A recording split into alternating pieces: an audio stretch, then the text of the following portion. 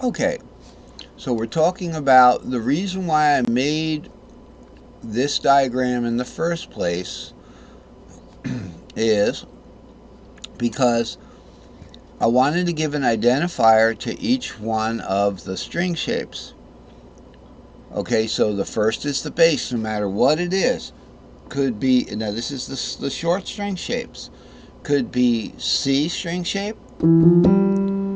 Okay, it could be the A string shape. It could be the G string shape. It could be the E string shape. Or it could be the D string shape. No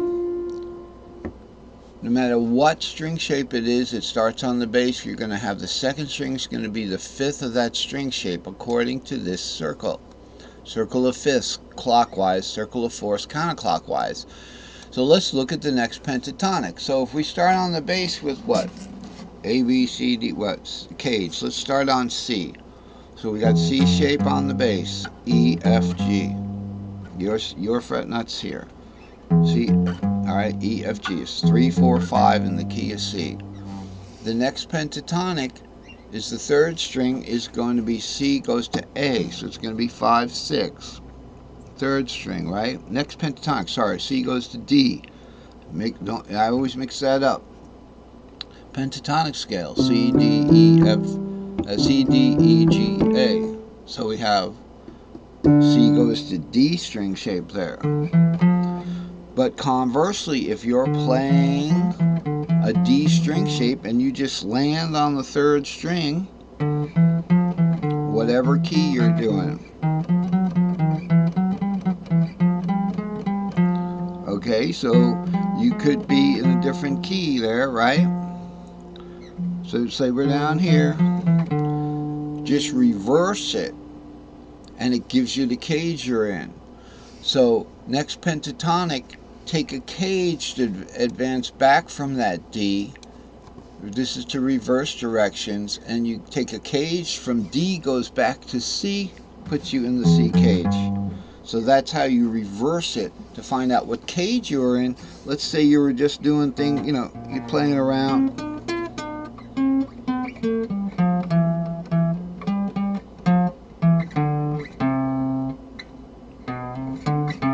Okay, right there. We've got 7 root 2. Okay, let's take a cage advance on the E string shape, and we get D. We're in the D cage. There's your D. So that's how to reverse it. Now, the wonderful thing about this chart that I made is that it covers the long patterns and the cutouts. Oh, this is going to get a little sticky for a while. Let's look first at the long patterns. Let's look first at the play away. That's what I call play away, is the long patterns. We're not going to cut back and try to exploit the open strings.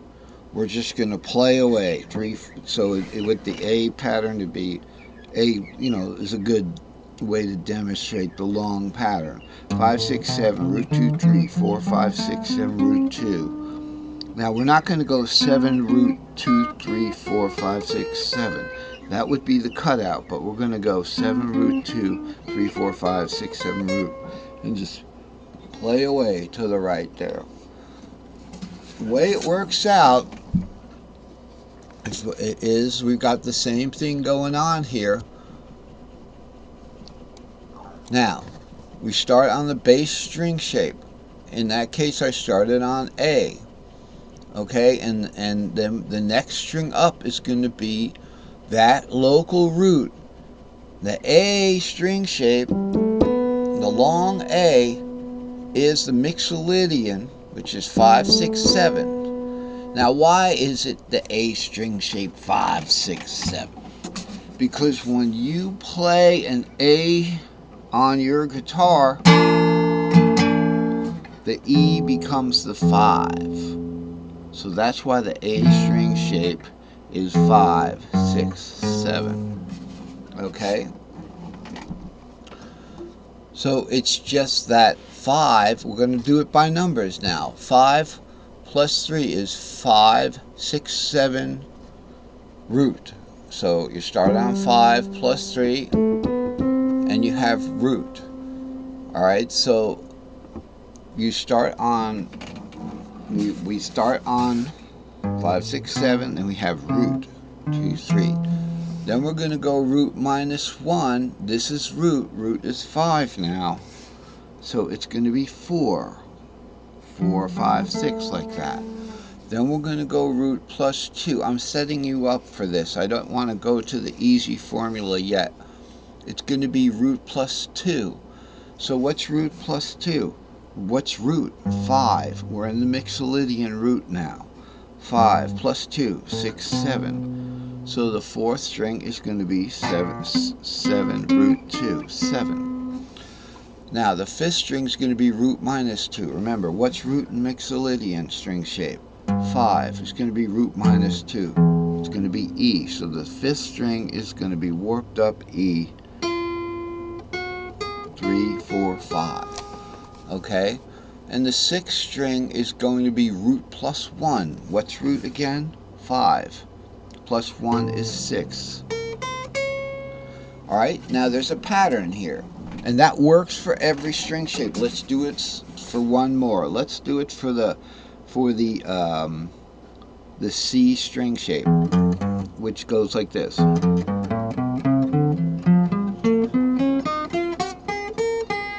Okay, that's the long C pattern. So C is 3 is the root. C string shape. Root plus 3, okay, is 3 plus 3 is A string shape there. 5 A string shape, not A string shape, G string shape there is, and the G is 6, 7 root, because when you play a regular G here, E becomes the 6th. So we have 6, 7 root there. Okay, then root minus 1 from goes to the D is the third. Root plus 2 go to the G there in the key of C. Okay, which is the 5. So 3 plus 2 is 5. The numbers are powerful now. We have root minus 2. It's going to be root C, the key root. Okay, in the case of the it's root minus 2. Okay, so it's actually the 6th of the Phrygian. There it is. And then root plus 1, we're way up here, so we're going to the F up here. Now there's a pattern here. So we muddled through another one of them. There's a pattern here. And by the way, this build always missing the 5th degree. That doesn't mean we're never going to play this. You know, or a nice D7. That doesn't mean that. It means it's missing the local of the 5th degree. Every single mode takes its turn having a 5th degree. In this build, it doesn't play that. So in the Ionian build, which is root 2, 3, it's not going to have 5, 6, 7. Okay, and I'll show you quickly. Root 2, 3, 4, 5, 6, 7, root 2, 3, 4, 5, 6, 7, root 2, 3, 4. That's it. It doesn't have 5, 6, 7 in that build. It's always missing the 5th. But now it gets even more interesting. Okay, there's an easy chord. Third is root plus 2. Root plus 2. But it's a local modal third. Here we have start on any string. Pay no attention to that, but it can be done. Well, we're going to run out of time on this segment, but this is the play away string circle. Okay, and there's a pattern here. Alright, so it's root, the third string's root minus 1, the fifth string's root minus 2. So it'll help you remember that.